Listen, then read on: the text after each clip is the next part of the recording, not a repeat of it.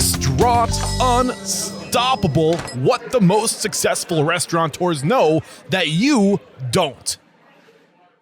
With excitement, allow me to introduce to you today's guest, Brian Bogert. Are you feeling unstoppable, my man? Let's see. It's 2021 now. After 14 days in quarantine, I've got the antibodies now, so I'm as unstoppable as I've been in a long time. We finally made it happen. We had this actually scheduled on Monday of this week. We figured we'd play it safe and let it ride out as long as possible. Yes. And I'm not afraid, man. I'm not afraid. We're going to get through this. And Yes. Thank you for communicating and making this happen for me. I really Absolutely. appreciate Thanks it. for having me. Oh, my pleasure. So I cannot wait to get into your story, but let's get that motivational, inspirational ball rolling with a success quote or mantra. What do you got for us? So I was a coach for 10 years, so I have every cheesy quote there could possibly be. But in terms of just a mantra and kind of how I live my life, I think my favorite quote is, "The balance between contentment and stress is life's biggest riddle." Ooh, the balance between contentment and stress is life's biggest riddle. Contentment. Okay, dive into that. How does that resonate? I'm trying to figure it out. It's kind of like if you're, sitting back and resting on your laurels, sort of accepting complacency. That's never good. But if you're driving yourself to like a level of burnout to where those creative juices can't get going, that's not good either. So, I try and live my life in that sweet spot, somewhere in between contentment and, overwork and stress. And that's where I feel like you can thrive. Yeah, man. And that theme of balance comes up time and time again. And it's something that it's one of the things I had to struggle with interviewing so many people. You'd hear one piece of advice, then you'd hear some other piece of advice that was completely contradictory of this advice, and people are coming to me what's the best answer? I'm like, I don't know. I think it's about balance, man. It's about what is best for you, what makes sense for you, what are you going for, what are your strengths, what are your weaknesses, what's your end game, it all depends. And it's a matter of that, finding that balance. And what I'm hearing from you, it's kind of like that work-life balance, Absolutely. Is that when you think of that, is it the work-life balance that's really what you're getting at? I think so. I think it's making sure you stay charged, recharging your batteries when you need to. When I feel like a mental block or a work block, I know I just need to reset and maybe take a little bit of a break. And, like I said, it's life's biggest riddle, just maintaining that balance and that sweet spot to where you can be the most productive and the most creative. And do your craft the best you can. Yeah, man. So you have kind of a unique story into this industry. Were you working in restaurants before you opened your first concept, or when you guys took an existing concept, right? Which is another cool angle of getting into the industry. But sure, what set you up for success to be in the restaurant industry? My first job ever when I was 15 was in a restaurant. Okay. It was the terrace room, which was kind of like the pool grill at a country club, a local country club here in Oklahoma City. And that was kind of my first taste of the restaurant business. And it was like that very first transaction. And when I say transaction, not like the payment part of it, but the helping a guest, the engagement, something about that connection, and then the fulfillment of that order, taking that order, fulfilling that order. I was kind of hooked. And at that, when I was 15, I started telling people I was going to have my own restaurant. What was it about the industry that got you hooked? I think there's just this level of excitement, energy. I've told friends in the past, I was a competitive tennis player all growing up. And having that energy. 2-time state champion. I'll brag for you. And working in the restaurant business, that energy, that excitement is the closest thing I can relate to playing competitive sports. Yeah. No, for sure. I understand that. So you knew at this point you wanted to own your own place, but at this time I'm assuming it was just kind of like a dream, right? Like a fantasy? Yes. Or were you okay, how can we make this happen? I feel like I was so confident that one day I was going to open up my own restaurant. I just don't think I knew exactly how to get there. So I kind of just followed the usual route of going to college, going to school. And then I just kind of fell into a corporate job, which I loved and learned a lot from. But that is kind of what made me realize, okay, this is what I don't want to do. And what did I love doing? And that ultimately gave me the confidence to jump into opening my own restaurant. Okay. So was this Country Club the only restaurant you had worked in before going to college in the corporate? It was, okay. yeah. Did you work there for the 3 years before going to college? I think I worked there a total of 7 years. Oh, wow. Yeah, even like Through in college? the summers through college, yeah. Nice. Yeah. I like to think that we are a compilation of all the mentors that influenced us, people that influenced us.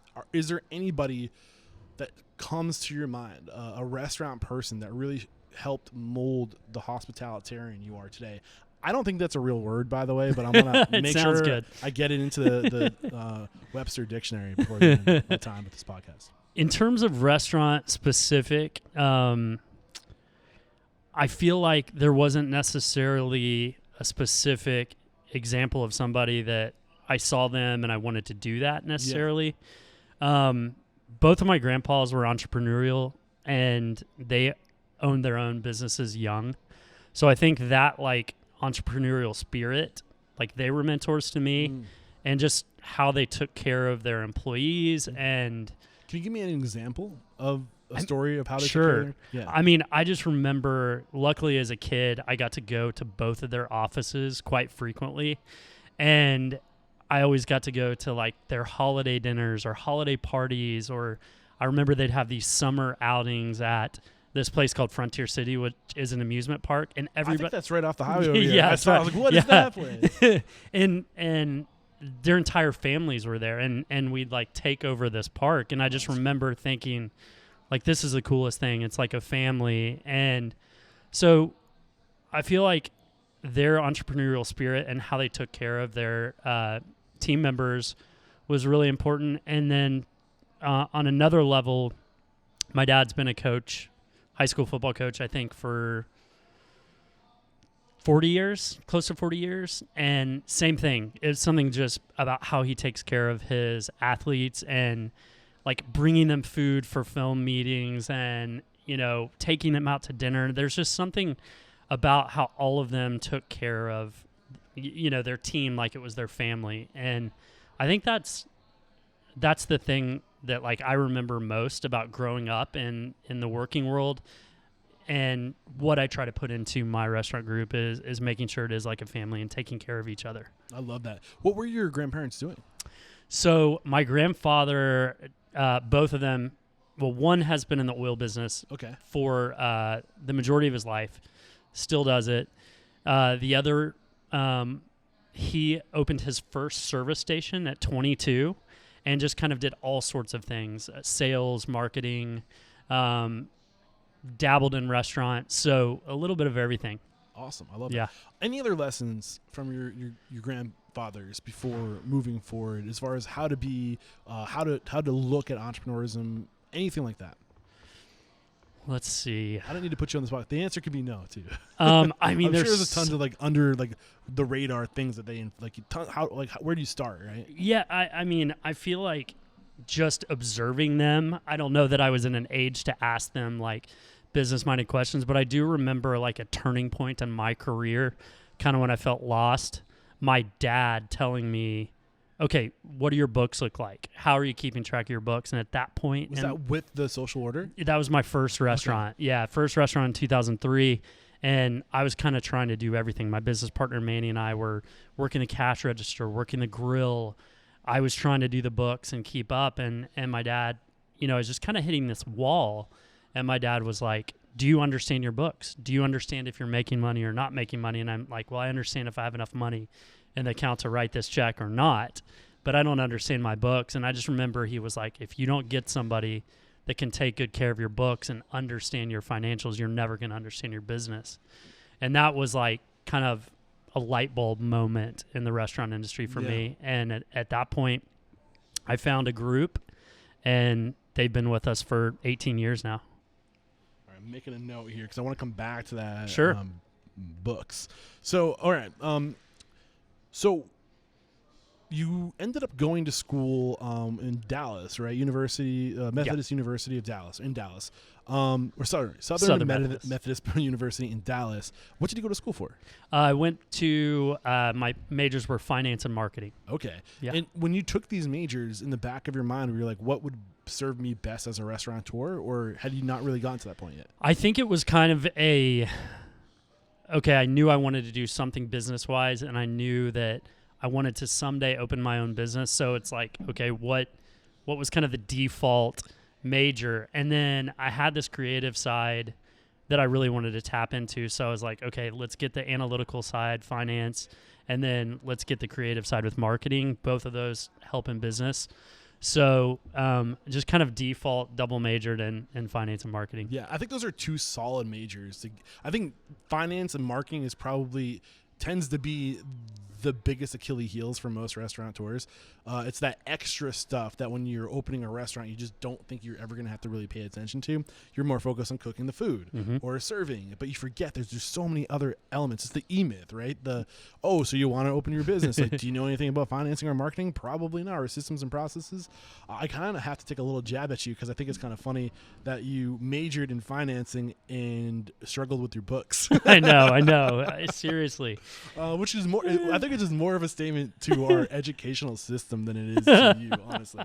How ironic is that, though? So what were your biggest lessons in college? So, gosh, I mean, being away from home for the first time for that long was a good lesson. And I think just being in a bigger city and seeing all the things that Dallas had to offer, going out on my own for the first time, going out to eat, traveling, exploring a new city, all of those things just kind of got my creative juices flowing. And I even further, when I had my first job outside of college, I got to travel all of the time. And I feel like those life experiences and getting to travel internationally to larger cities, seeing things that we didn't necessarily have here in Oklahoma City, that's kind of what was the launch pad to me doing what I'm doing now. I love that. And isn't the Fuzzy Taco franchise based in northern Texas? Fort Worth, yes. Started in Fort Worth, yeah. So was that your first impression of the brand, the franchise? So oddly enough, I never had been to a Fuzzy's while I was in Texas. Okay. So the first concept, our favorite restaurant in college was Texadelphia. Yeah, that's right. And it was right by SMU. We'd go there all the time. We'd have social events there. It was just like the place to go when you finally crawled out of bed on the weekends and go eat. And so that was kind of the first, I guess, sort of dive into the restaurant. It was my favorite restaurant. My friends and I liked it. So that was the first thing we opened. Fuzzy's kind of came as a result of us being Texadelphia franchisees. Okay. Reflecting back at Texadelphia, what was it about that franchise that made you love it so much? There's something about just how approachable and comfortable it was. And at that point, fast casual really wasn't a widespread service model. Mm-hmm. What's the year? Kind of not to date you. No, you can date me. This was late 90s. Okay, gotcha. So, and it was pretty much everything was either fast food or sit-down dining. Yeah, full service. Yeah, casual, full service. Yeah.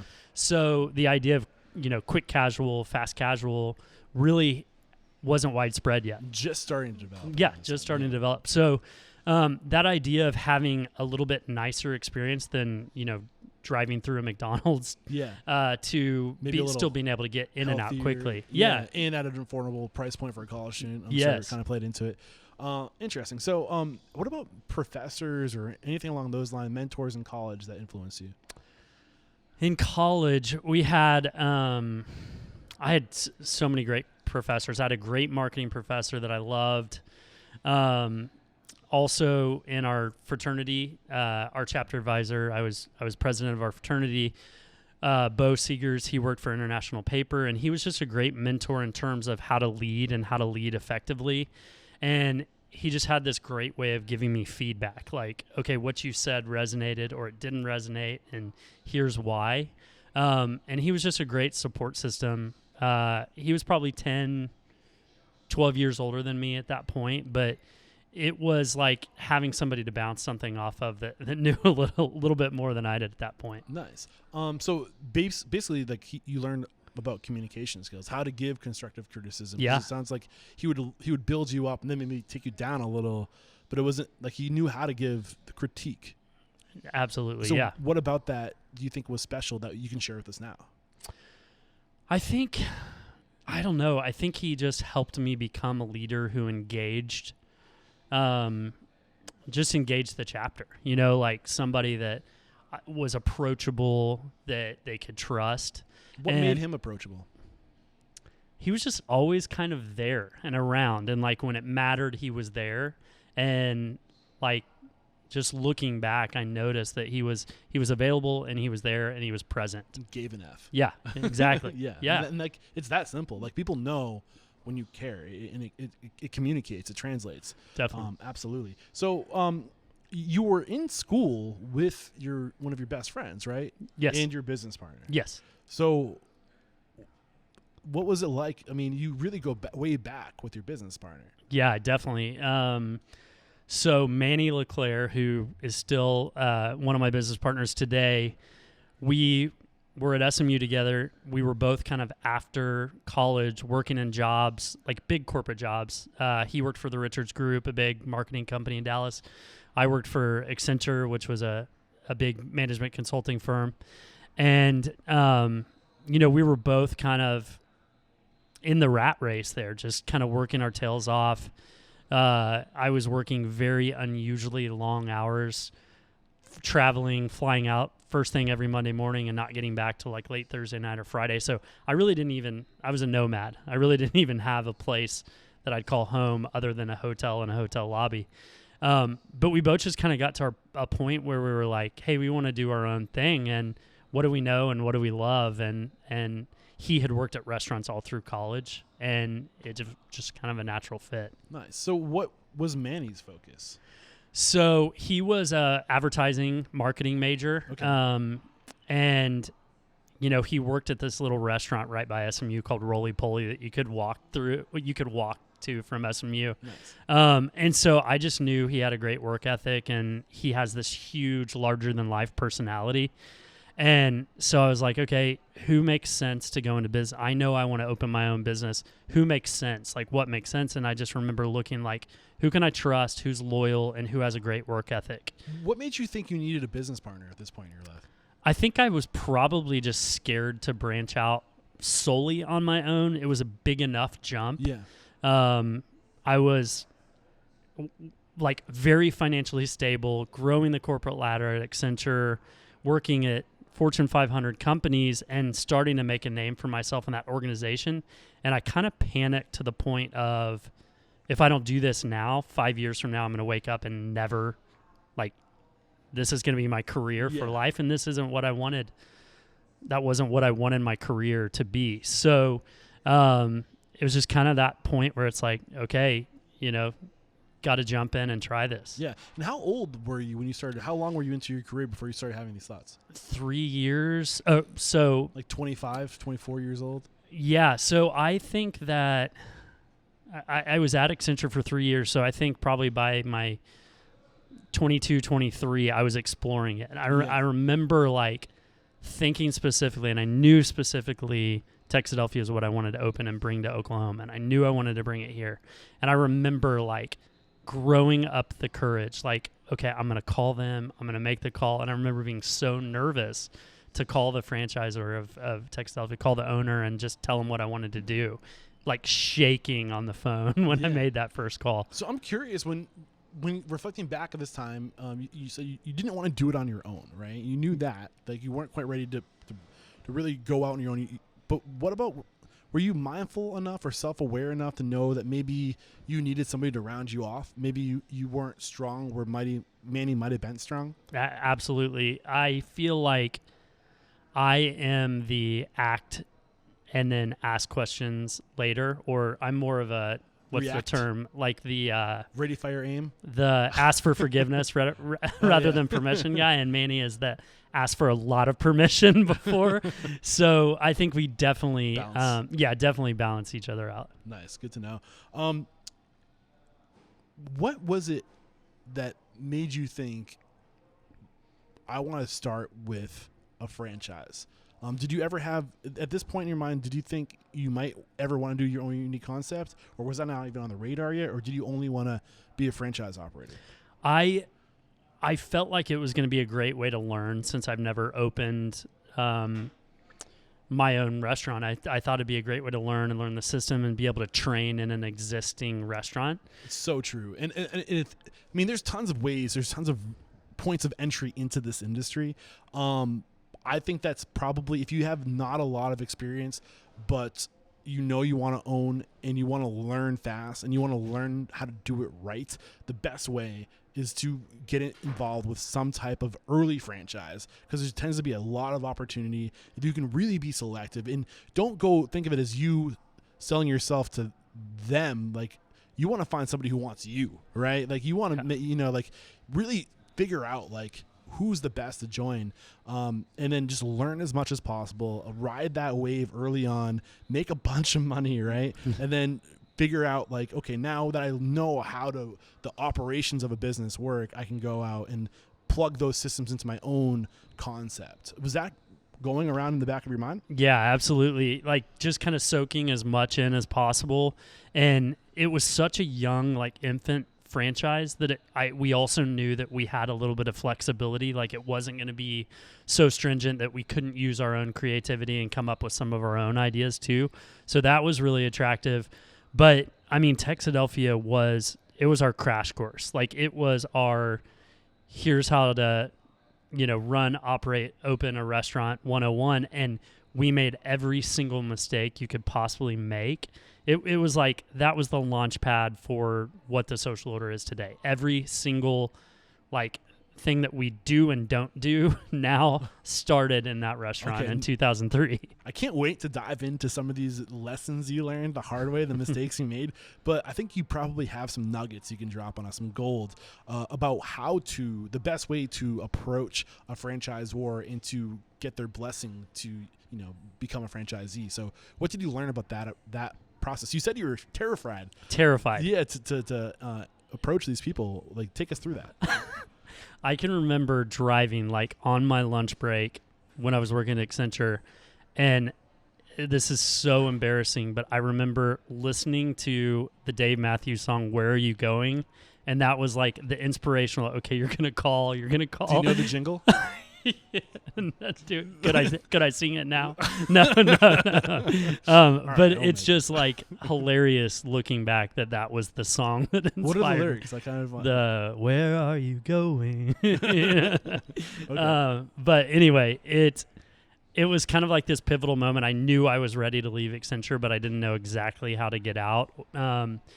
And so I remember just, like, building up the courage to make the call. And the first call I made was actually to the Dallas franchisee, which was the store that we kind of went through all through college. They had 3 or 4 locations. So I approached the franchisee first and was like, hey, how'd you get started? What did you do? How'd you open these? How did you approach? What does it look like being a franchisee? Yeah. And so I felt like that gave me confidence to actually call the owner and, just say, hey, I've talked to this Dallas franchisee. I think we've got what it takes to become franchisees. Here's the location we want to do.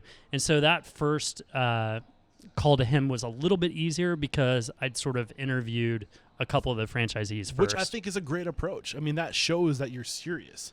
That shows them that you're doing the legwork, that you're not just kicking the tires. You're serious. And I think it also helps that it was your favorite place to eat. Yeah. Like, you're a fan. You've already kind of embodied the culture. You're an extension of the family already, What did you learn speaking to that franchisee, the person that owned those couple units in the Dallas area? Basically he was like a huge marketing person. That was his focus. And he did this great job kind of building this cult following.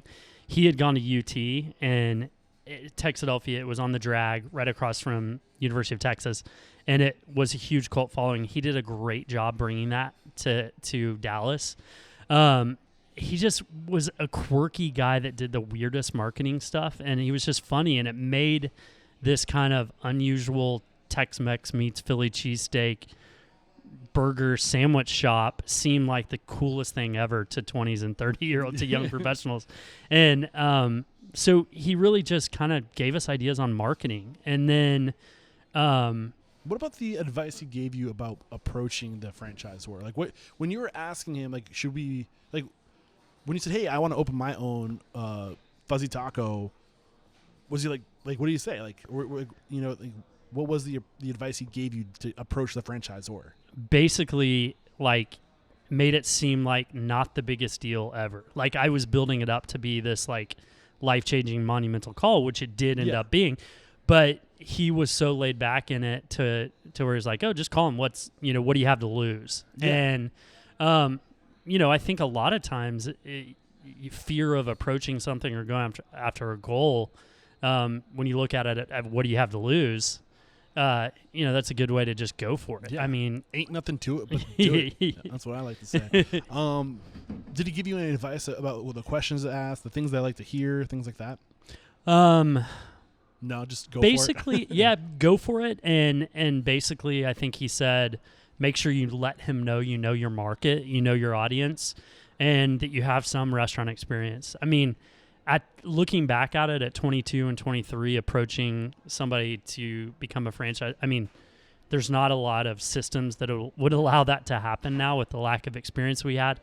So looking back on it, it seems kind of crazy that we did that, but we kind of built that confidence and we're like, we can do this. We're the ones to bring it to the first location out of state. Here's our restaurant experience. We have energy. We'll work anybody under the table. And we just kind of sold them on it. Yeah. I think it helps to be a fan too, to like really, like, like you're like I said earlier, you're already a part of the team, an extension of the team, an extension of the family. You mentioned this franchisee that was kind of mentoring you. Was he somebody who was only kind of offering you advice before you pull the trigger, or was he kind of in your back pocket throughout the journey of becoming a franchisee? He was always available. We got to train in some of his stores. So I feel like he kind of ushered us into the franchisor, Joel, who created this concept. He was originally from Philly and brought it to Austin. Makes sense. So it kind of, Texadelphia. So I keep on saying fuzzy taco. I keep on forgetting. I apologize. No, you're fine. So he kind of handed us off to Joel, and we ended up learning a ton from him. I remember us thinking like, oh gosh, we have this crotchety guy that has all these rules, and he'd teach us to take a spatula and after we'd prep guacamole or prep mustard blend, which is kind of the famous, like, he'd be like, nope, that container isn't done. You can get 2 more portions out of that, and penny profits. Yeah. There's all these little nuggets that he taught us that's like, oh yeah, well, we still use that. Like, I'll still go to a dish pit and I'll see somebody taking something to the dish pit that is not completely portioned out or prepped, and I'll still think that penny profits. Those rubber spatulas. Exactly. They're great. So really kind of paint the picture of the early days. The biggest lessons you learned, you talk about every little drop of product counts. It all compounds. It all matters. What were some of the other really big lessons you learned during those days of shadowing and being in this other, what was his name, the other franchisee? Tom Landis is a Dallas franchisee. So what else did he teach you to set you up for success? At that point, I feel like we really just felt like we needed to know how to do the cooking and the recipes. So we just made everything time and time again. We made sure we knew the recipes. We knew how to work the line. I think what was difficult was we didn't really learn all the business side of it. So we were so focused on the food part that all of that we kind of assumed would come later, or we knew enough from our own limited life experience at that point. So I think learning from them was mostly about operating the kitchen and executing the recipes. I love that. So you pull the trigger, you open your first location, Oklahoma, right? Yes. Take us through that. Like, what was it like? This is where I really want you to be, like, reflecting back at that time, knowing what you know now, the lessons you learned, the mistakes you made. Like, what were the big ones that stand out? Oh my gosh. I mean, we were the most naive young 20-year-olds that thought we we're going to change the world by opening our restaurant on 2003. 2003. You're 25 years old. And yeah. And we just thought, okay, well, we can handle this. Like, we can do everything on our own. I mean, there were times I'd be working the cash register, Manny be working the grill, or vice versa. We thought we'd be there open to close. We were for a long time. We were there open to close. And we tried to do everything. We were the managers. We were the hourly workers. We just felt like that was the only way we could make it succeed is if we were always there. And it's a good thing because we learned a lot. We learned about the successes and failures. But I think the most important lesson was we learned we couldn't do anything. We learned there were just certain things that we had to outsource. At the end of the day, there were things that we had to let go, small things, delegation, and we realized we have to have a manager. Yeah. What were the things that were slipping out of your grasp? The things that you didn't have the bandwidth for? I was trying to do basically all of the accounts receivable, accounts payable, keeping up with QuickBooks, and I felt like that was one of my strong suits, but it was like finance background. Yeah, but it was just kind of one of the things that, it's 11 o'clock, 12 o'clock, you're locking up the doors, and there's no steam in the tank. Just something, like that. Put that off till tomorrow, and then tomorrow becomes next week, and the next week comes, and it's like, then you find yourself in a situation of not even knowing your profitability. Yeah. So this kind of brings us back to where we were when I made the note to come back to the books. What was finding an account one of the first things you guys did to get control, to know what your profitability was, to really understand the numbers? We did. So we found a group. There was two local restaurateurs, Rusty Leffler, and his group. They had used this company called Restaurant Hospitality Associates, RHA. Okay. And so I reached out to them and I just said, hey, do you have somebody that does your books? And they put me in contact. And I remember I called Carolyn Farmer, who owns this restaurant bookkeeping company. And they specialize essentially, I think their only clients are restaurants, maybe a few hotels, but hospitality. Yeah. And she said, Brian, within 2 weeks, you're never going to know how you lived without me.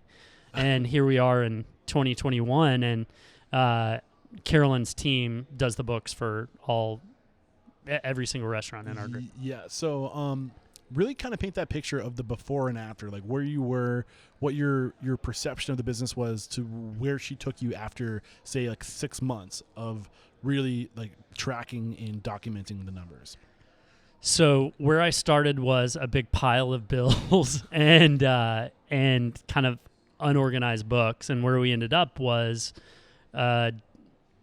Carolyn provides these daily cash sheets that aren't just like, okay, log into your bank account or look at your bank statement and here's what's in the bank. It provides a daily snapshot into right now, here's how much money you have based on sales coming in, checks going out, and it provides an actual snapshot at that moment of time of what your cash position is. So that allowed us to really have the tools to understand what we could and couldn't do. And just to know where every penny is at all times. Yeah, absolutely. And I mean, this is a little plug right now. I use Profit First money management system because I don't really have the bandwidth or the additional income to afford an accountant. My business isn't really that complex enough yet. It's starting to get there actually, but I'm on the edge. But just knowing exactly where all of your money is, I think if you're not quite ready for an accountant, the Profit First money management system is huge because it just uses it's the envelope system. You get money in, you fill up the envelopes, you put the money aside of what you need, to cover your liabilities, then what's ever left over, and you count yourself as one of those liabilities and your profit as one of those liabilities. So you're putting away 10% of profit. That you're cutting whatever you need to cover your life liability so you can pay your mortgage at the end of the month. Everything that you need, it goes away.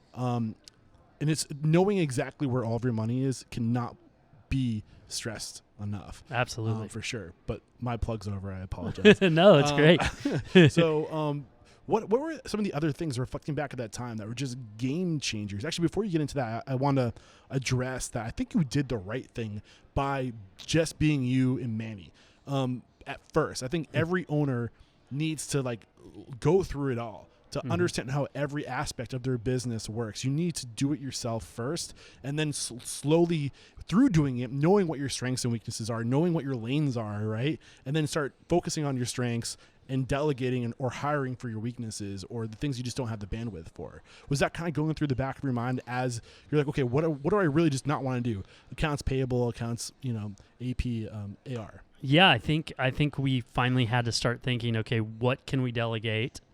When can we not be here? Because it wasn't realistic that our entire life we were going to be there every day. Otherwise, we never would have opened any other restaurants. But I think, I think that's what we had to start looking at is like, what can we cut? What can we outsource? What can we delegate? What task can be done by an hourly employee? What can we do to hire a manager? And really, once we understood our books, we understood what we could afford. We were able to hire a manager. That's so important to start because you need to know what your excess cash flow is, so you know what you can afford, so you're not overextending yourself, right? I want to talk a little bit about the partnership. Sure. We already identified that Manny complimented you well. In the restaurant, how did you guys start dividing? I don't think you can do it without a partner and be the best. I think you're going to burn out. You need somebody to lean on. You need somebody to just that understands what you're going through, because you need a day off every once in a while. It's like somebody might get sick. You might have to go to a wedding or like what. You need to be able to have someone to lean on. Definitely. Would you agree with that? Yeah, I absolutely agree with it. And I think, I never want to go back to those times, but I think I would never trade it for the world, because we learned so much in those first year and a half, 2 years. We learned everything we know now that makes us successful restaurateurs now. But, looking back at it, we were able to, there were times where we would break down in the walk-in and be like, okay, it's time for you to go home, go take a rest, and but if you don't have a partner, you have nobody to relieve you. Like, absolutely. You gotta suck it up, and like that's gonna bring everyone down. Like you know what I mean? Like it's so important. Absolutely. What were some of the things? So back to this idea of delegating. The first thing you did is you delegated the books, so you knew what your cash flow was, so you knew what you could afford to start outsourcing and delegating. What were the second and third and fourth things you started to like offload? So shortly after that, we hired Manny's brother had just gotten through with college, and so we hired him to be the GM. So he came in, which really just allowed us to have more time away from the store more than anything. We still had our outright responsibilities, but it started to get me to think about opening other restaurants or how I would do it differently the next go round. So I think that was kind of the next step, was getting it in place, getting things running well so that we could move on to the next project. Okay. And what were some of the things that you were contemplating to do differently, or how you would do it differently? Does anything, I know it was over 10 years ago, but does anything come back to mind as to what you would have done differently? I think that basically moving forward, we made sure we had key personnel in place from day one. Just because we realized, okay, if we're going to have multiple restaurants and build a restaurant group, we can't be the only ones running each individual store. So we have to have key personnel, great leadership, people that we trust in place from the beginning at each of those. So from that point on, Texadelphia was the first and last restaurant that Manny and I became the sole managers. So we had basically... we just knew we wouldn't open a new concept until we knew we had somebody ready, basically to run that next one. I love that. And I always say 2 things determine your growth. Number 1, cash flow. You check that box. Number 2, people. Don't open the second location and then try to find your people. Grow your people in the first location. Say, hey, you don't need me to be here. Your growth is stunted by staying here. Why don't I promote you? Why don't you open your own store? And like you manage that store. Is that? I don't want to put words into your mouth, but you said it better than I did. Beautiful. So what does that look like? Getting people to that point? It's kind of fun, because you get to a point where you see natural leadership in your team members, and you think, oh, that person could run our next location. And it's kind of to the point that we got, I'd say 6-7 years ago, we got to this point that we had more people developed than we had concepts. So we're like, oh, we got to start rolling out more concepts because we've got people ready to put in place. And that's the cue. That's when you know. It's like when and I stand by this, the only time you expand is when you run out of opportunity. And you know you're going to lose good people, money makers. You know, you're going to lose them. They're going to go off to make somebody else money or to make money for themselves, right? Like give them opportunity. I love that. When you see, oh man, this person has some leadership characteristics, what's going through your mind? What's your approach to letting them know that they have it, and to really starting to like groom them to get them where they need to be?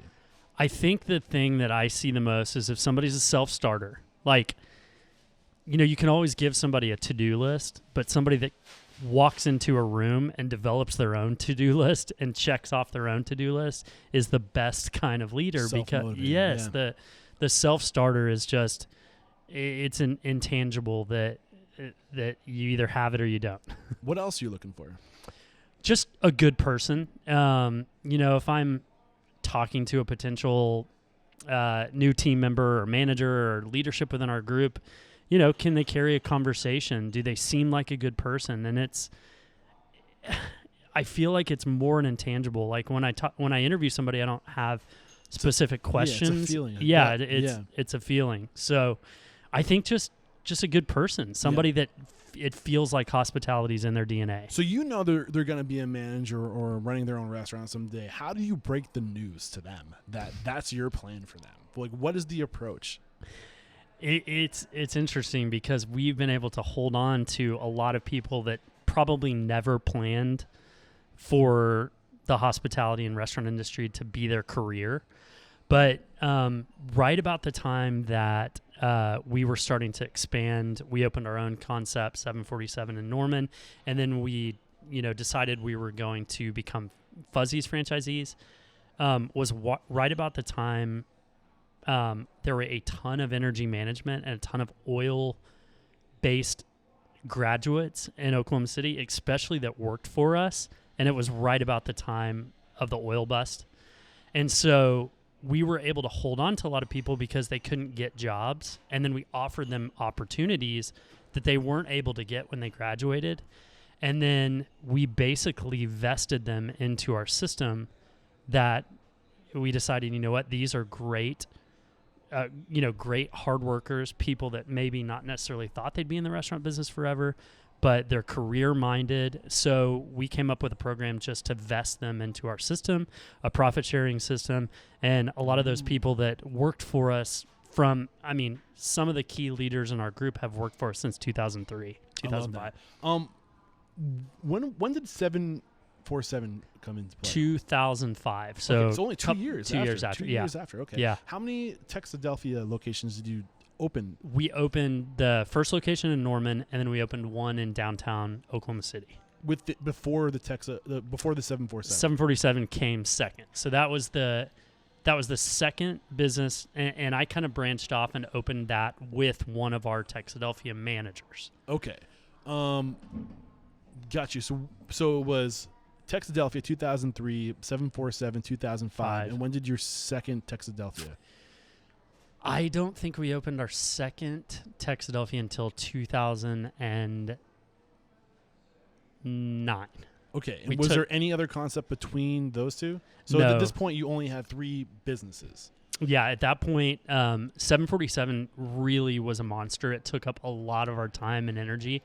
It was kind of the campus corner restaurant and bar and like the late night spot for the University of Oklahoma.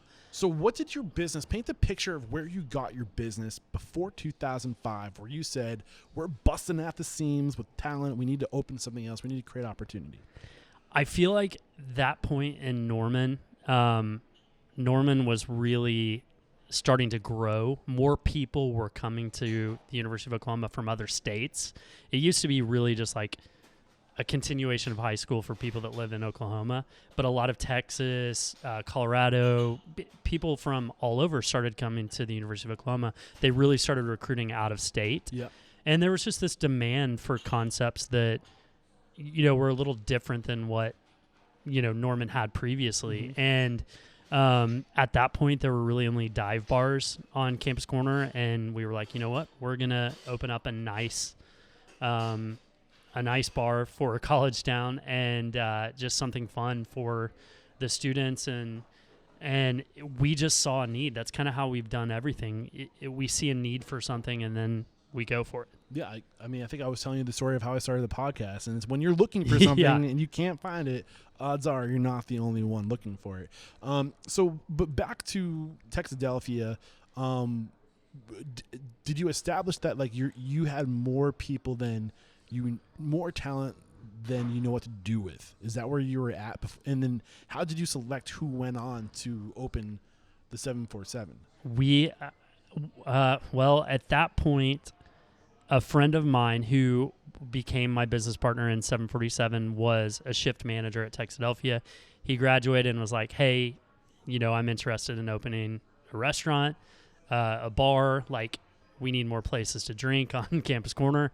And so we just started like bouncing it off each other. Another shift manager, Kristen Shashelski, got in on the mix, and we just kind of started coming up. She was an interior designer, so we started coming up with all these ideas of what would make a cool bar. Yeah, leverage the talent you have, man. Like sometimes we treat people like cogs in a wheel, and we say do the job, but we never say what else can you do. What else do you bring to the table? How else can we, shine a light on the assets you have, right? Like how can we make you shine, right? Yeah. I love that. You said you made these people your partners, your business partners? Yeah, partners. Equity partners? Partners, equity partners, investors, operators. I saw talent in both of them. Like I said, Kristen was this go-getter. She had an eye, like the best eye, just for everything. Mm-hmm. And Court was kind of like the ultimate maitre d'. Like nobody made more tips waiting tables than Court did at Texadelphia. So it just became this thing of like, oh, these are great pieces that would make a great fun restaurant bar. And they were ready for the next step. They weren't gonna continue working at Texadelphia any longer. So I was like, okay, let's do it. Let's go for it. And I was ready. I think I'd finally caught my breath from Manny and I opening Texadelphia, so we just went for it. What do you think the best approach in equity sharing is? How to break that up? What's fair? What is the best model in your opinion? So it's difficult. I mean, I think I meant to brief. I always brief my guests before. I'm like, I'm going to ask you weird questions that normally people wouldn't ask you, but that's where the gold is, because this is the stuff people don't share. This is like the kind of personal stuff that's a little bit maybe crossing a line. And I acknowledge that. I'm happy to share it, and I'm happy to share what has been, has worked for us. And so kind of what we've done is, in that instance, I just allowed them to become my partners, and we took out loans. We found investors together. We put in some of our own equity. Everyone's putting their own skin in the game. Yeah, everyone got their own skin for that instance. And that was the first time I really took on like big time investors, like scary, I don't want to lose these people's money type investors. But now what we do is if we find somebody that we think is great for a concept or our next restaurant, we generally make them a GM, which is kind of an operating partner in waiting. And after that first year, if things have gone well, they become vested, and that's when they're eligible for profit sharing. Yeah. So the tiers are GM, profit sharing, equity, or... Yeah. Okay. I love that. One thing I'm curious about, what system do you have for structuring the profit sharing? How do you put the profit aside and like, is it open book? Like, how does that work? Yeah, it's open book. Basically, we review our preliminary P&L statements each month.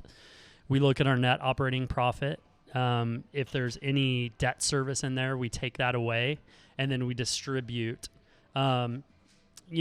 Sometimes we hold some back just for cash reserves. So sometimes we'll distribute 80%, but if our cash position is looking good, oftentimes those months we'll distribute 100% of that net operating profit minus debt service. Okay. And you hear it all the time, treat it like you own it, right? And I believe in that statement. You should look for people who treat it like they own it. But really, like, no one's gonna truly treat it like they own it until they do. Absolutely. You know? And if they are treating it like they own it, then they should. Absolutely. You know, and I think that's and I think that's the way we bring back the middle class. You know, that's how we create opportunity. That's how we become stronger together. And there's a lot of people that get really like hairs across their ass when they think about sharing equity and dividing things up. What advice do you have for those people? I just, you know, if you have there's a couple things. If you see somebody that treats it like their own when it's not, you better find a way to share in your profits with that person because they deserve it. You're going to lose them if you don't. At some point, somebody's going to see it. Become a competitor. You already taught them everything. You already gave them your core values. They already know your systems and your processes. That's 50% you wouldn't have had otherwise. Exactly. And that's how you got to look at it. This is you recreating yourself and other people so you can multiply and scale. Absolutely. And like, it's not 50% you don't have. It's 50% you would never have had access to. It would depend. I don't know if you do 50-50 or what. I'm just using that as an example.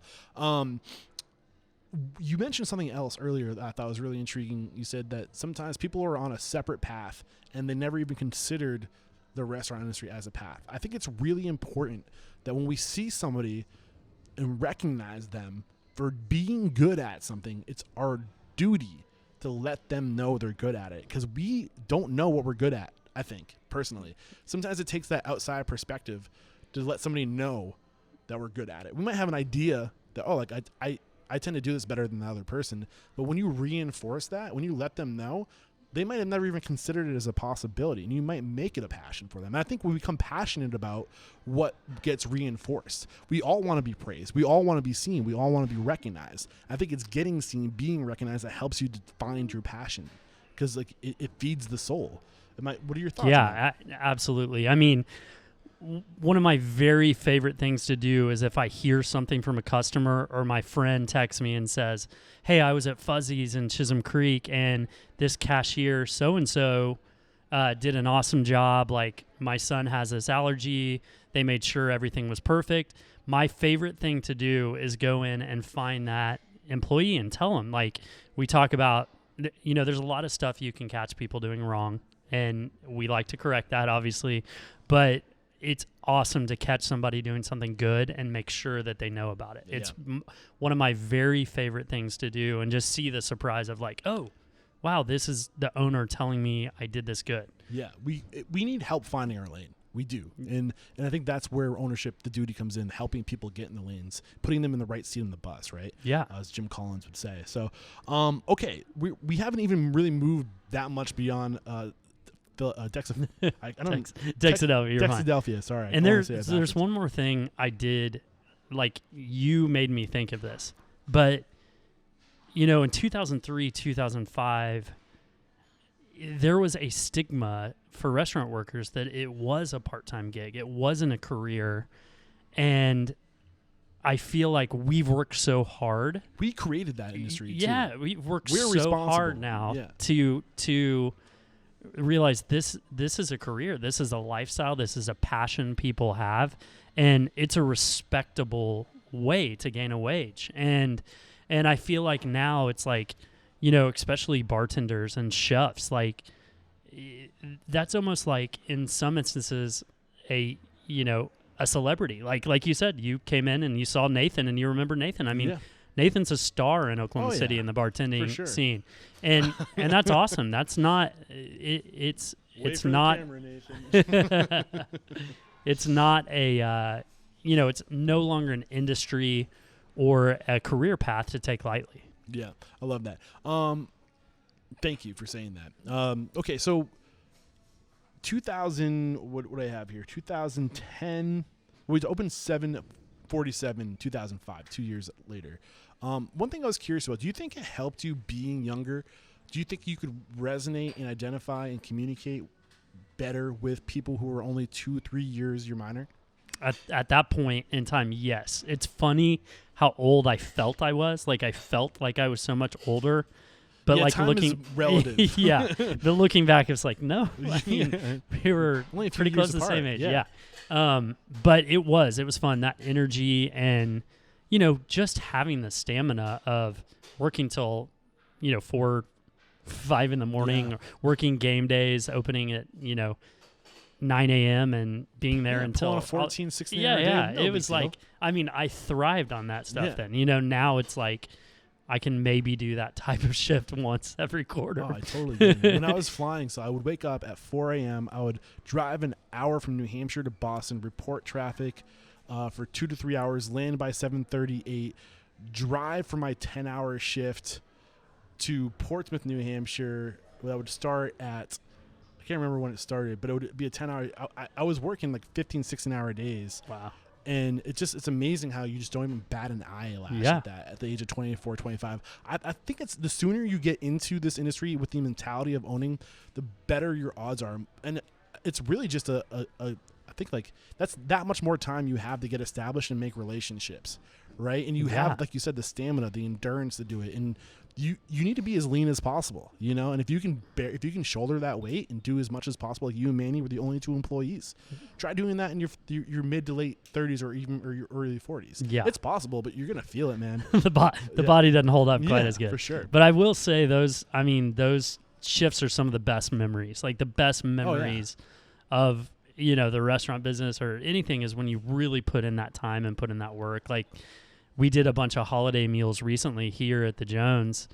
I think we sold like 270 Christmas meals and feeding 6 people. So we've had like 1,800 people for the holidays.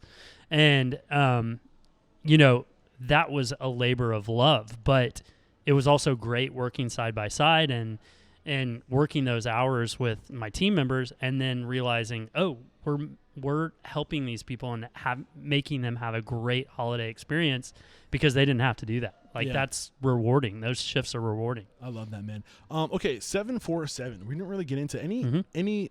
First of all, have we identified any of the big hiccups? Any of the things when you just look back and you shake your head at, like, oh my god, I wish I would have done that differently.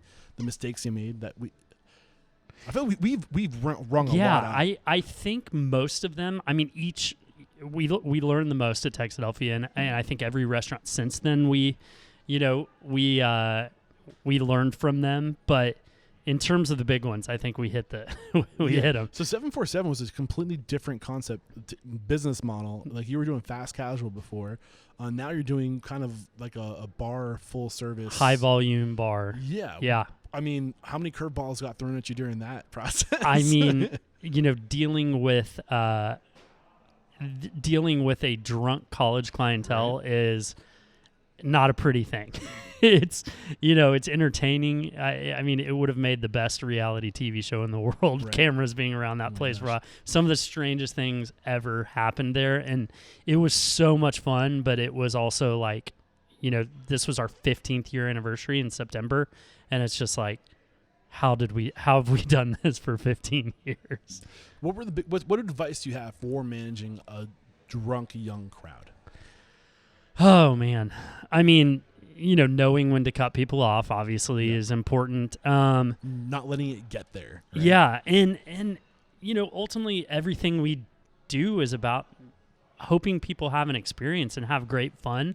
So, I mean, we want people to have fun. It makes me happy when I see people enjoying themselves at our restaurant. So, you know, just help them have fun. And when it gets to be too much fun, figure out the best way to diffuse the situation. So it took you 5 additional years. You went from 1 location to 2 locations, and then 5 additional years to go to your 3rd location, which was your first Fuzzy Taco. Why Fuzzy Taco?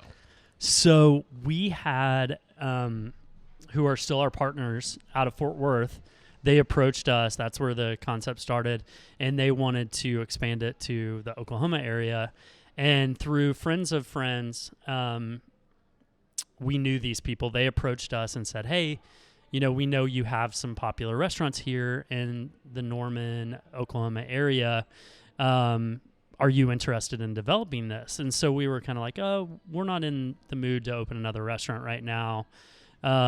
And so we were just like, why don't we do a consulting gig? So I think we signed like a 6-month contract where we help them pick the spot, pick the location, manage the build out, hire the opening team, and kind of like get things off the ground. And I think like 2 weeks before we opened, they were like, okay, well, we can't do this without you guys. We need you to become partners. And so one thing led to another, and we've been partners in Fuzzy's Taco Shop and developed the whole state. About to open our 8th location, and have been doing that for 10 years in that franchise. I mean, this is a unique, something that doesn't come up often, that approach of a franchise or approaching you saying, we want you to open our franchise in your market. What things do we need to consider when doing that? So, just seeing if it is a niche that your market needs. Like, when we started doing Fuzzy's, there weren't a lot of taco shops. I mean, now there's probably 50 in Oklahoma City. Yeah. But when we started that, there weren't a lot. We knew that service model inside and out, fast casual, because at that point we had 2 Texadelphias open. We felt like we were really executing that fast casual model well. Again, it was a franchise that was in kind of the infancy stage, so we knew we'd have flexibility to make suggestions and opportunity too, if you see a strong franchise model that has legs, and it's coming, it's gonna get here eventually, you might as well be a part of that opportunity, right? Yes. And interesting that you say that, because and we don't have to talk about it now, but that has circled, but 10 years later that opportunity has presented itself again. So that's not with Spark, is it? No, we've actually got a new we've got a new franchise that we're about to sign. We'll wait until current time. So you've now in from 2010 to 2020, in 10 years you've scaled to 7 with an 8th on the way. Fuzzy's, yes. Yep. What lessons did you learn about? I mean, you've never done that many concepts of one, or that many locations of one concept. What were the lessons you learned doing that? So I feel like with Fuzzy's, that's when we really got our legs with marketing. Like, people knew who we were, people trusted us, and we took some fast casual lessons we learned from Texadelphia, but then Fuzzy's didn't have a liquor license, so we had the liberty to kind of create a bar program. So we took experience we had from 747 and just kind of meshed those together, and we're like, okay, this is a fun best of both worlds concept we're able to do here. How do you have that kind of liberty to, because you think franchise, you think rigidity, like these are the rules, either you fit into the model or you don't, but it sounds like that's not the case here. I think in the beginning it was a lot of the beg for forgiveness rather than ask for so you just did it a little bit, let's go visit our friends up in Oklahoma City and see what the hell are you guys doing? I mean, it was funny because a lot of those things we did at that first Fuzzy's location, became the color scheme or became the recipe, the margarita recipe for the whole franchise. Yeah, so it was great, and luckily they had trust in us, and we had flexibility. You guys chose us. Yeah. And it didn't hurt that we were the number one franchise in the system. So, franchisee in the system. So, they allowed us to be kind of flexible. That's cool. You said you learned, you took a lot of the Texadelphia ideas, models, fast casual. What are some of the key elements, the keystone aspects of a tight fast casual concept that you learned? It's like a teeter-totter. You have to find that equilibrium of how fast you get people through the line versus how long they're going to have to wait for their food. So it's kind of a balancing act of, sometimes we will go on a ghost, pull somebody off of a register because we're getting through the line too quick, and then the kitchen gets bogged down. So it's just kind of a constant making sure the flow's in that sweet spot of, okay, the kitchen's doing fine, we can run 2 registers or we can run 3 registers. But, there's only a finite amount of time people will wait in line to get their food or, to order, and then the amount of time they'll wait to get their food. So we kind of try and balance that and have, a really understandable amount of time that you have to wait in line. Like, we get through that line pretty fast, and then we get you your food pretty fast. What are those numbers? Is there a sweet spot? I don't think people like to wait in line any more than 5 to 7 minutes. Yeah. And then we try and get the food out in 10 or less Okay. At our fast casual. And what about getting the food to them? What's the system for tracking? So it depends on location. We used to do calling people's numbers out. Now we do pagers. That's probably the best. And then, when we can, we try and run food out to tables just so we have a little bit more guest interaction. No, are you using those tagging pagers that we aren't? Okay. We've never used those. I've seen them. We use just the LRS kind of coaster. Systems was doing something where you could literally you could look at a screen and it would tell you what table they're sitting at. Because people there's a lot of time lost in just looking around, and you can pick up that time compounds. If you waste 30 seconds every time trying to run to find somebody, maybe they're in the bathroom. Yeah. And ew, gross, they brought the pager into the bathroom. First of all. Second of all, you're not to go try to find them because they're not at their table. It's crazy. I've yet to see that. I read about it, but I've yet to see that in action. Yeah. And so I think it works good with big spaces, like big outdoor venues where there's a crowd of people and there's no way you're going to know. If you have 50 plus people in a space, how are you going to figure out who's who? Who's who, yeah. Interesting. Okay, cool. Any other key lessons with fast casual that just are lessons you learned the hard way? I think that making sure that it's not just transactional, because you get in this rhythm of okay, taking your order, swiping the card, moving on, handing the pager, where it can become robotic. So we really try and make it less about the transaction and more about the experience. Okay. How do you break that habit from forming of being transactional? We just hope and pray that we hire personalities. We hire, like I said, good people that don't only want to just get through the transaction, but want to make sure that person has a good experience or a good day. So we pride ourselves on having really personable staff. We're not, we're going to go out of our way to make sure you have a good experience. Do you communicate to the expectation that we want you to be personable? Oh, 100%. Is there any system or reminder or way of bringing that top of mind? Manual wise, we always talk about the most important part of our uniform is our smile. Yes. It's just little cheesy things like that, but we're trying to make food memories for people. It's not just about, eating your taco or eating your hot chicken or whatever it may be here or any of our concepts. It's about creating that full experience, that full memory. There's a couple things that come to my mind, things I've heard. When you're handing somebody something, don't just slide it across the table, right? Or the counter, but hold it with two hands and make eye contact and literally pass it to them. Yeah. Like little things like that. What else comes to your mind? The things that you guys do to just little subconscious things to take the level higher of caring higher. We talk about it all the time. Graham Colton, who is my business partner in the Jones Assembly where we are now, we talk about these things, little touches. We always talk about these little touches and, making sure we're paying attention to every detail. Just I know I keep referencing Nathan because he's right here setting up the bar. But I think Nathan probably has never presented a cocktail or poured in front of a guest without the label facing out. It's just a simple thing like that. Nathan, when I get my drink later, you better not mess that up. And it's just knowing our story, knowing who we are, knowing about this place, knowing about the building. So it's more of an experience than just a transaction. Yeah, I love that. I'm really tearing into you, man. You're doing great. You're answering some interesting questions. So what does it make sense talking about? What do you do best? What do you bring to the table that not a lot of people have? Me, myself, or you personally, and we can talk about the concepts too. I think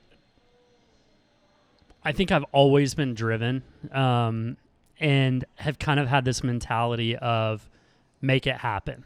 I don't like it when I have an idea and somebody says, no, we can't do that because of that. I'll oftentimes just immediately sideline the no and just say, well, let's make it happen, or let's try and make it happen. And sometimes I have wild ideas that don't work, but sometimes I'll have ideas of in Fuzzy Stillwater, I wanted to do swings for bar stools on our outdoor bar, and people were like, no, our contractor's like, that's a liability, that's a bad idea, yada. And I just kept saying, we'll make it happen. Let's do it. Let's try it. It's on me if it doesn't work. And that's everybody's favorite thing about that location, and it's been 8 years, and everybody's fine. Nobody's hurt. Nobody's cracking their head open on it, on the. Yeah, let's not jinx it. So that's cool. I love that. We haven't even talked about the Jones Assembly. We kind of alluded to it a couple times. Sure. I just love how all of your concepts. Some people usually find a groove. They get into a niche, whether it's full service, fine dining. But I feel like your concepts are kind of like they're just kind of like all like, you know what I mean? Like they're not the same. Like you get into markets, different markets, right? And you're successful in all those markets, which is a testament. What is it about you guys that lets you have that much diversity from like a somewhat moderately upscale college bar to a fast casual to a one of the most gorgeous venues I've ever seen, high touch, fine dining, you know, like fine casual dining. How do you do all those different things well? So How did we get in? How do we get into them first, or how do we execute? Let's talk about the entry first. Get Okay. into them, and then the execution. I feel like at any given moment, I'll have 5 to 7 concepts in my head that I'm playing out, that I visualize, that I can see. But the number one thing is I'm just so passionate and drawn to the location, the physical space, the real estate. There's just oftentimes like a gut feeling, like when I walk into a space, I can immediately think it could be this. And yes, that might change 100 times, but when I walked into this space, it was like automatic. Same thing, 747. When I saw that building, saw it was for sale, created the concept around that architecture, around that real estate. And I've never had that strong of a feeling as I've had here at the Jones Assembly. Vision, yeah. Yeah. So how did this opportunity, first of all, kind of paint, I took some footage when I was here at Charter the other day, and I posted into social media. Yeah. Paint for the listeners who didn't catch them. If you're not paying attention to my Instagram story, paint the picture of what the Jones Assembly is. Sure. So these two buildings were part of the Model T, Fred Jones Model T Assembly kind of area. The main manufacturing happened in the building, which is now the 21C Hotel, just to the north of us. And these were 2 warehouse buildings. So it's just really cool, that history of, you know, the assembly line, the Model T, kind of that industrial revolution of America. And so a lot of history in these 2 buildings. And then we were able to kind of, I guess, pay homage to what happened here in a lot of ways. Like, it's not in a cheesy way, but, you know, we're sitting in the tea room, which is a reference to the Model T. You know, we reclaimed a lot of the materials that we use, like in the entire furniture in the first level, the bar skirt, that's all recycled wood from the second floor that we removed, which we're on now. And we just tried to, you know, do things that like made it feel new, but also you could feel like you just felt the heart and soul of this building when you walked in. And really this, you know, I saw this and I had 3 ideas. I had a cocktail bar that I wanted to do in my mind. Graham, my business partner, and I, since we were in college together at SMU, had talked about how we wanted a live music venue in Oklahoma City. We didn't have a lot of these places to go see live music. When we lived in Dallas, it was the thread of our social life was going to see live music.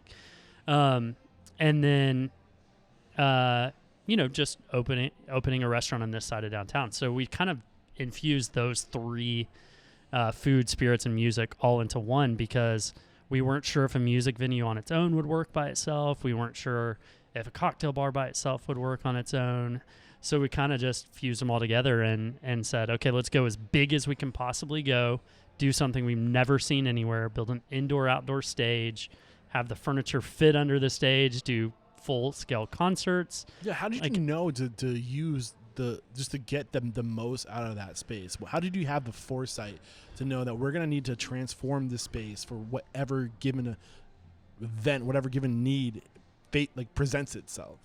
We have crazy ideas of what we want, and then we have this ingenious architect named James Boswell out of Tulsa who has done amazing restaurants throughout Tulsa and Oklahoma City.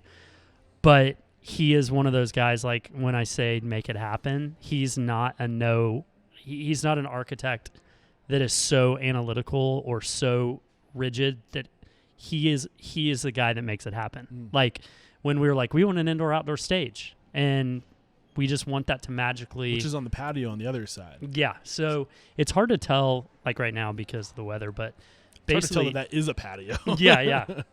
But basically, the stage is in 3 parts. Okay. And the main stage connects to the outdoor patio. Yep. So that patio is the 3rd part of that stage. And we have a nano wall that goes all the way back to basically to the back of the stage. Yeah. So we can open up that entire stage. So it's one continuous. Oh, interesting. Yeah. Nice. That's awesome. I mean, I'm just thinking, as I'm hearing you say this, first, I got to let the listeners know that we're talking about a lot of visuals right now. Yeah, we are recording this. I did walk around the camera a couple nights ago, and I took in the entire space. So as we're talking about this, you're going to be able to see everything we're talking about. So I highly encourage you to hit pause right now if you want to. Go subscribe to our YouTube channel. Do a search for Restaurant Unstoppable episode 773. Wow, that's awesome. 774, Brian Bogert, and it's Bogert. If you want to see what we're talking about, if you really want to get that visual, and subscribe while you're over there, for God's sakes, please and thank you. Well, as you're talking, I'm just thinking to yourself, I think people try to do what you accomplished here so early on, and they don't realize what type of an army it takes to accomplish something like this, what type of reputation it takes. So in 2016, when you were executing this, how much do you think your reputation, your presence within Oklahoma City as a restaurateur served you in building the team you would need to execute this? So I think that is what was so spectacular about this place is we kept tapping into all of our talents. Like we grabbed Cole, who is king of like back of house operations at our fuzzy system. And I was like, hey, Cole, I need your help. I need you to get this kitchen organized. Like we have some talented chefs, but we need organization. We need kitchen management. So he came in. Courtney, who is our president and who is a catch-all for everything. Like literally she could do anything at any of our restaurants. She came in and started basically running our agenda meetings and helped with marketing. Annie Tucker, who's our marketing coordinator, came and, everybody just took on whatever job they needed to get us opened. And we pulled from all different concepts. I mean, we'd have Michael Weba, our Fuzzy's Edmond operating partner. He'd come work Expo 3 nights a week. Like we just all pulled together because this was such an important opening for Oklahoma City. Like it was just too big to fail. Like we were like, this is too important for the city. This is too important for our restaurant group. We've all got to do whatever it takes to make sure it works. And I think another thing that I meant to bring light to was you started talking about the homage to the history of the building. And I think that's so smart. When you're building a restaurant, how can you make it resonate? How can you make the community proud of it? And because, you tie the history of the space into it, and you tip the hat to the Jones Assembly. It was the Jones family, right, that assembled the Model T. I think it's just so smart. And it has soul, it has character, and people can relate to it. So just kind of, you mentioned your strength, your team, the ability with marketing. I mean, what advice do you have around marketing? I know it's a really broad question, but take us there.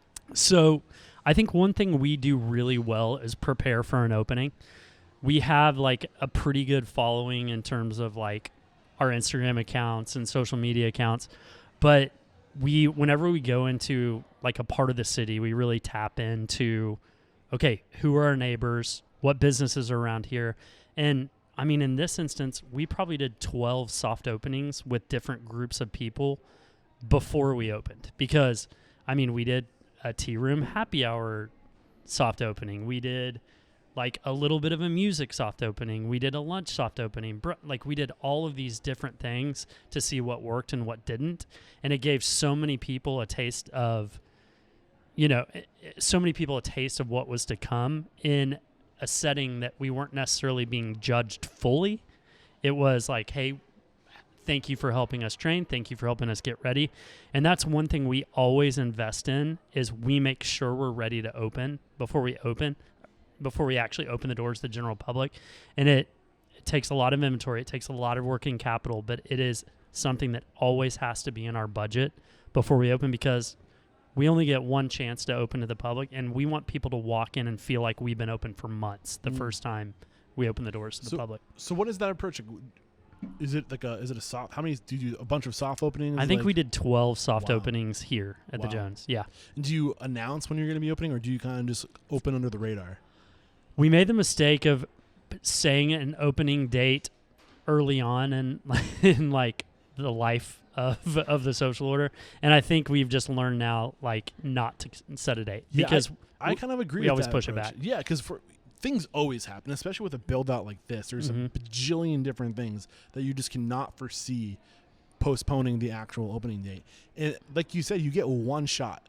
You get one shot to bring somebody back a second time. And I can't remember the numbers, but if somebody comes back a third time, they're like 70% more likely to be a regular guest or something like that. Oh, that's awesome. Yeah, so like if you can come to come back a second time, they're like 30% more likely to be a regular. But if you can come back a third time, now you're starting to develop a habit. Now you're starting to develop relationships, and they're 70% more likely to come back. But if you lose them on that first experience, game over. You know, like, it will be really hard to convince them to come back. Somebody's going to have to pull them back in. But if they're going to do it on their own free will, you got to make a great experience. You can't lose them. Absolutely. I love that. Anything we have not discussed up to this point that you're chomping at the bit there, you're hoping we would discuss? I have a couple more questions I'm curious about, but yeah, I mean, feel free to fire away. I feel like we have some things that are coming in the pipeline that I'm sure you're going to ask about. But yeah, right now I feel like we're just having a good convo. I was really surprised to see that you sold your Texadelphia locations. That was your baby. That's what got you in. I know. And I was surprised to see that it wasn't for you anymore. What happened? It was bittersweet. Like I said, I feel like that's where we learned everything. That's where we started. That's like the core of our restaurant group.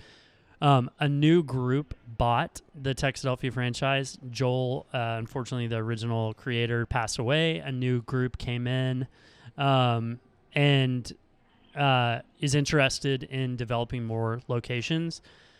It was not something at this time we were able to do just because of what we have going on the pipeline. And we just started talking pre-pandemic. They were interested in potentially purchasing it and made an offer. And then the pandemic hit, and I was like, oh, well, what are we going to do now? And to their credit, I think April, they came back and said, hey, the offer's still on the table. Are you interested? It was an opportunity for Manny's brother, Christian. They wanted to keep him on to be an operating partner and help them open more locations. So it was just a timing thing. It worked out, and we just really wanted to make sure that the brand stayed in Oklahoma City, and it was best case scenario for both of us. So it kind of, I want to make sure I heard that you sold your Texadelphia. I don't know why I'm Texadelphia. I'm dyslexic, so I'm like always confusing which word comes first.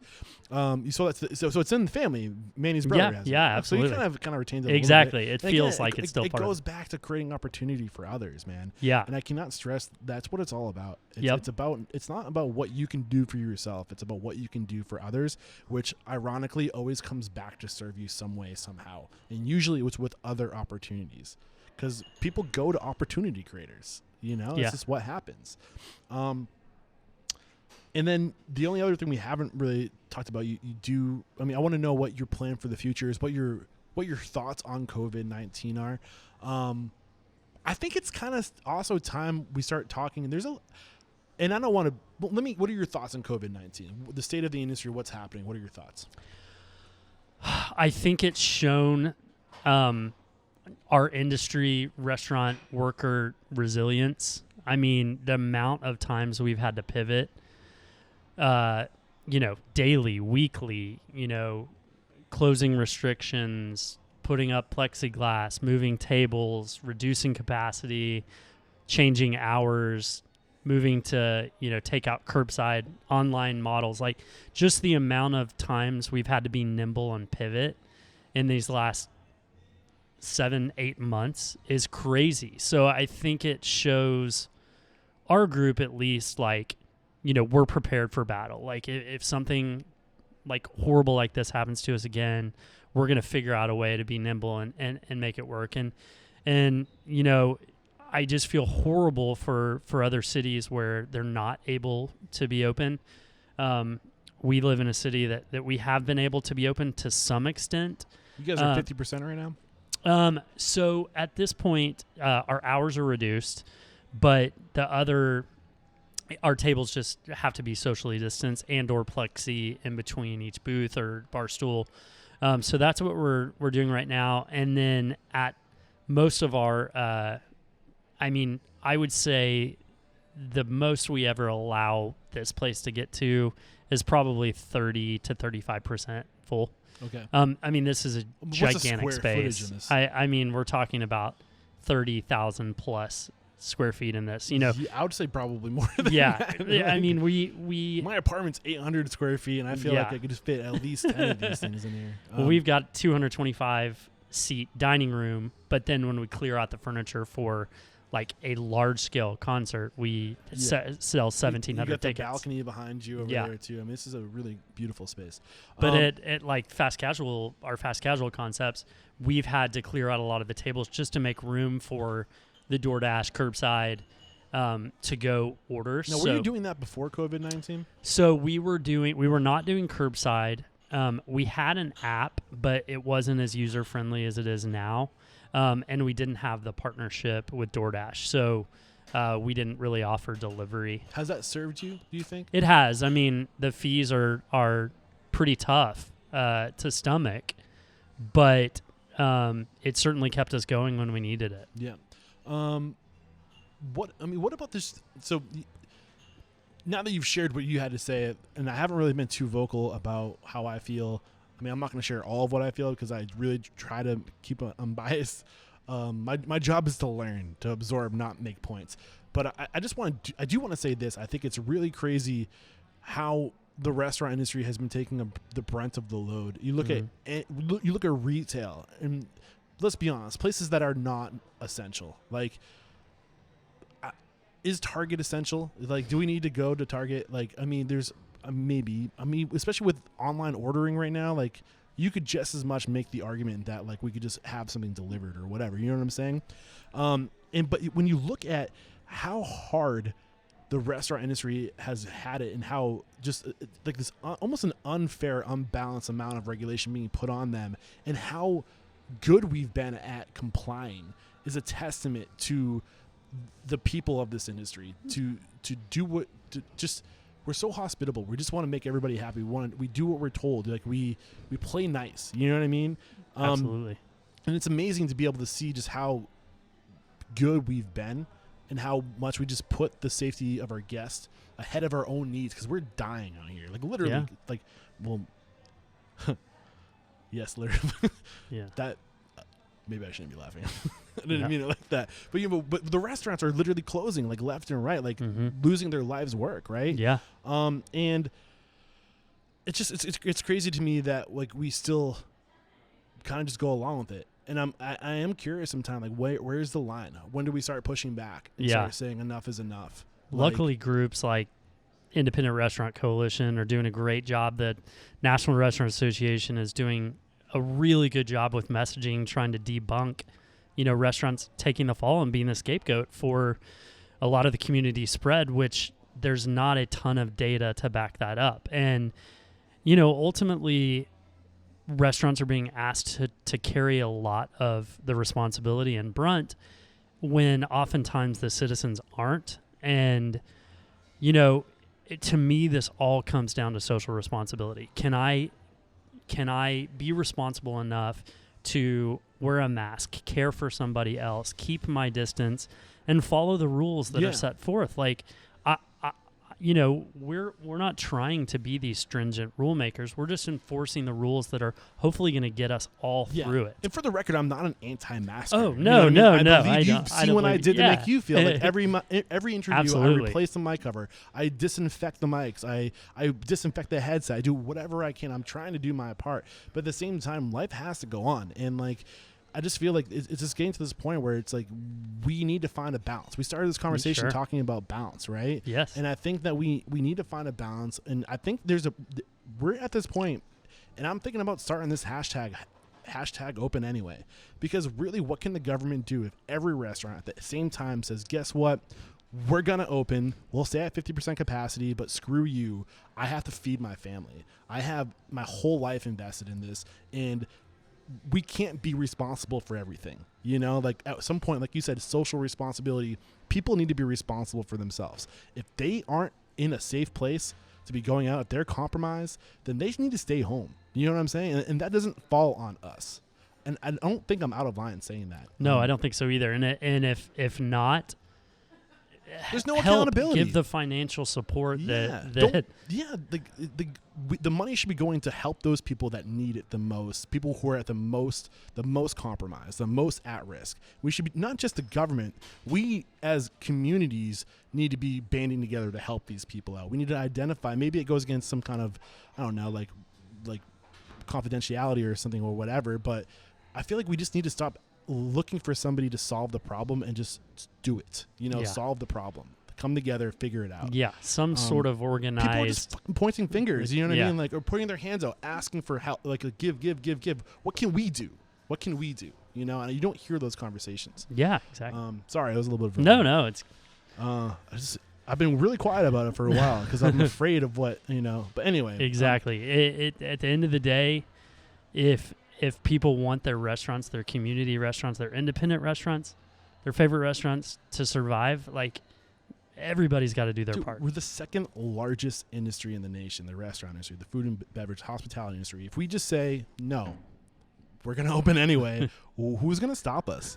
We are unstoppable if we band together. And hashtag open anyway. If you agree, share this episode and tag it, hashtag open anyway. Oh, man, maybe I just start. Anything we haven't touched on before we start to wrap up? I think you mentioned something earlier where it was like maybe we would save that for later. Did that ever come out?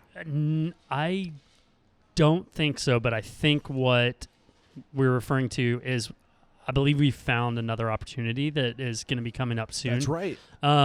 We've been talking to a group out of Los Angeles that is expanding, and so I think our next franchise is coming up soon. We're about to sign the deal in a week, so hopefully by the time this comes out, you can announce it. We haven't signed the dotted line yet, but it's an awesome concept that we're super excited about, and we're excited to get in kind of that stage that we like to get in.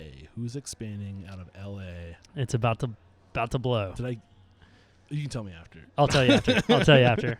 I've loved this conversation. We wrap up every part of the free-flowing conversation with the question of, I remind people the mission statement is to inspire, empower, and transform the industry. We do that by sharing the stories and making an example of people like you, giving the industry an aiming point. So how have you transformed? Who are you today versus the man you were in 2003 when you got into this?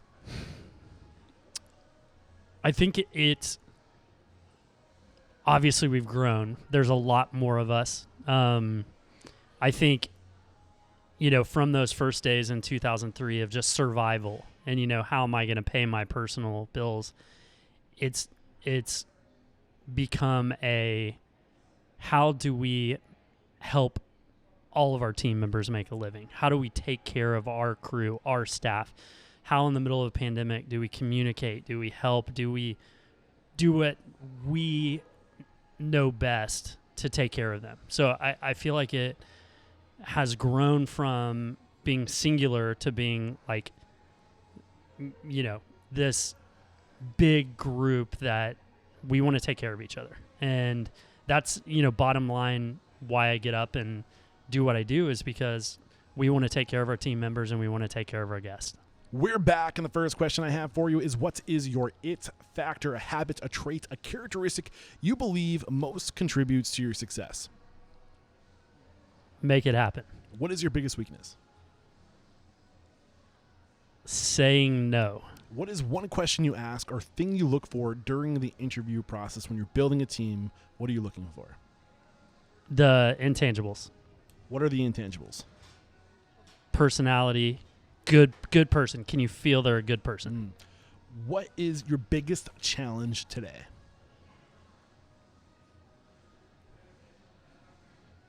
Just being nimble in the pandemic.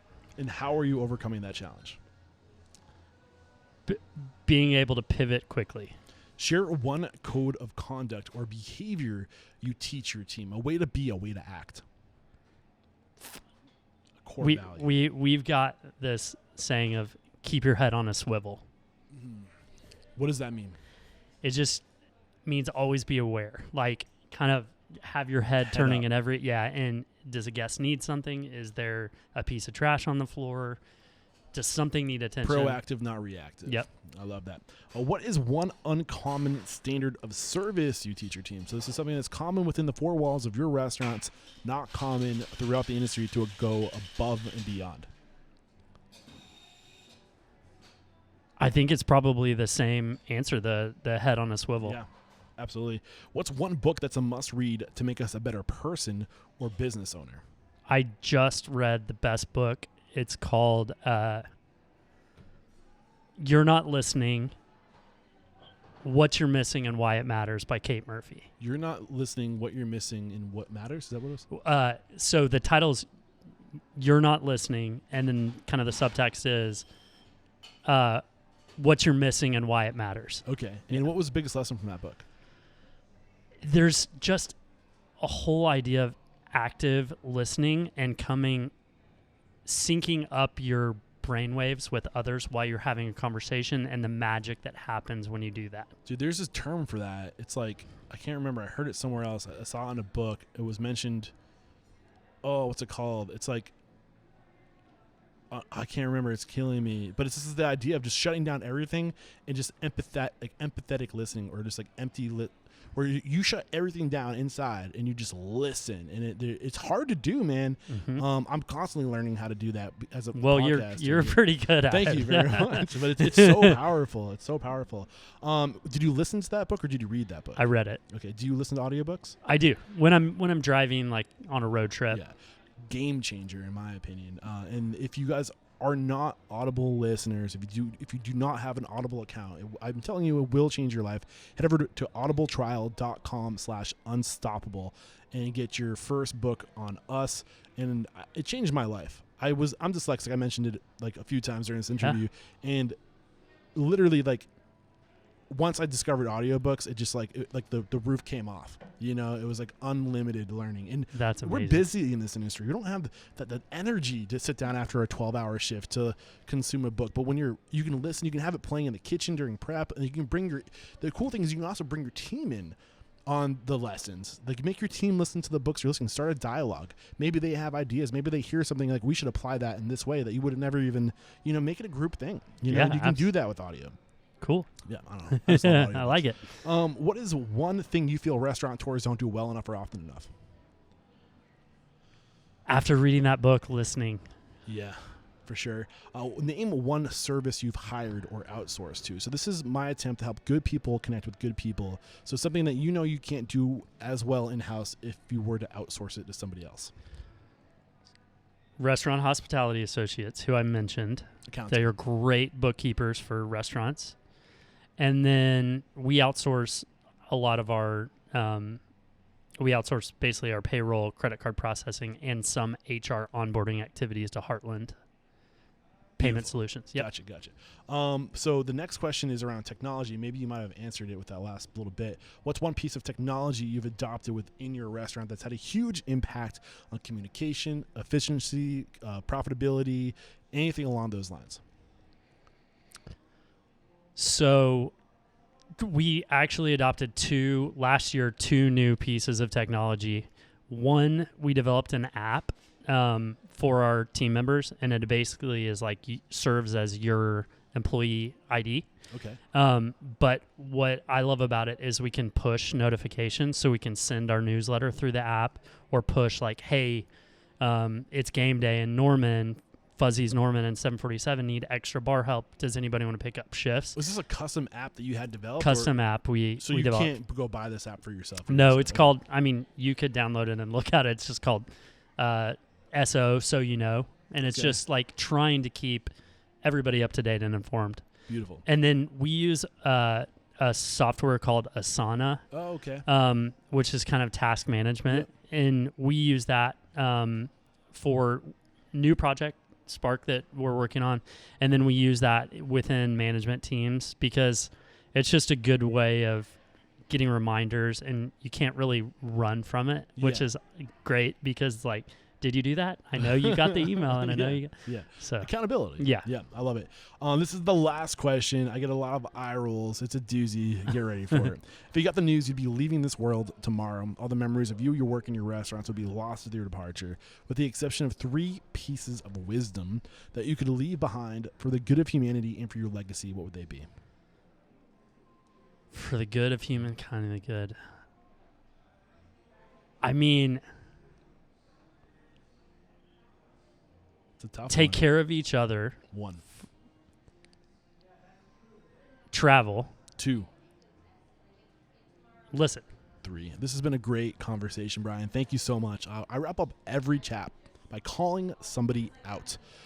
Who's one person you respect and admire? And by the way, Chad from across the street calls you out. So there you go. Awesome. He's a huge admirer of yours. Oh, great guy. Who do you respect and admire and think would make a great guest mentor like you made for us today? If you knew this person was being interviewed, you would listen to that episode. So somebody that I bounce so many different questions off of, and it's just great to have like a comrade in this industry, is Keith Paul. He and his wife Heather own a Good Egg group. They have so many cool, creative, awesome concepts in Oklahoma City. And I feel like they were the first kind of big group to be really innovative and creative and bring like interior beauty to spaces and kind of do fun, funky food. They're awesome. Keith Paul, look out. I'm coming after you. I'd love to get you on the show. Go get him. And what if we were listening to this and we really resonated with what you had to say and maybe we want to come join your team? What's the best way to connect? So, also want to give out a shout out if I can. Sorry. Please. No. As many as you have. This the is person how I found my future who guest. also recommended your podcast, which is amazing, and I got to hear it for the first time, is Charlie Alvarado, who you've met with, who is on our team. He is so passionate about food and hospitality. Like, I hope one day he has this conversation because he's the man. We talked about it. He said you wanted more time. He wanted more time, but he's on my radar. He's humble in that sense. Have him take you on the taco tour of Oklahoma City. All right, absolutely. Charlie, oh man, you're officially been called out, brother. Maybe we can Charlie. Sit you down before I get out of town. Sorry, I completely blanked on the last question. The last question is, if somebody wanted to come join your team or maybe they wanted to connect with you for whatever reason, what's the best way to connect? So best way to reach out to me individually, out of the social media platforms, I use Instagram by far the most. It's just at Team Bogie, TEAMBOGIE. And then Twitter, Facebook, I think it's just Brian, BRIAN, Bogert, BOGERT. Not Bogert. Bogert, not Bogert. But one thing I want to say to people out there listening, Oklahoma City is like a burgeoning food and beverage scene. Like Oklahoma in general. Yeah, and you wouldn't know it. I mean, it's the 25th biggest city in the United States, and we have an awesome scene here. It's great, low cost of living, great quality of life, and we have a lot of opportunity. So if you're out there in a city and you're looking for your next gig, like contact me. We just hired our executive chef here is moved from LA in April of the pandemic and is killing it. Yeah. So I think I know this is the end of the interview, but like you allude to something that's really important. I think it's a prediction I've made that I think in the next 10 to 20 years, you're going to see the small to medium sized cities explode because people there's just so much more opportunity. The opportunity isn't in the big cities anymore. The opportunity is in the small emerging cities, and bigger corporations are moving to these cities for lower costs. And if you want to make a name for yourself, go to a city that's on the come up. It was Austin, 10 years ago. It was like Tulsa, like 10 years ago. I feel like that's another example of a city that kind of exploded. Yeah. Go to find these cities. I would say Lewiston, Maine is another one. You probably never even heard of. It's the second largest city in Maine. That these cities have bones and they're empty, and there's this vacancy and opportunity. And you can work from anywhere in the world now, and you're going to see people taking their paycheck and going to cheaper places to spread it to get more out of their paycheck. I think that's the future, and I think there's we haven't even begun to see the explosion of food opportunity in these small cities. Mid-major cities. It's going to be really interesting. Yeah. We'll contact us. Yeah. We'll bring you on the team. For sure. This has been a lot of fun, Brian. Thank you so much. Awesome. Thank you, Eric. There is no questioning, my man. You are unstoppable. Thank you. Cheers. Cheers.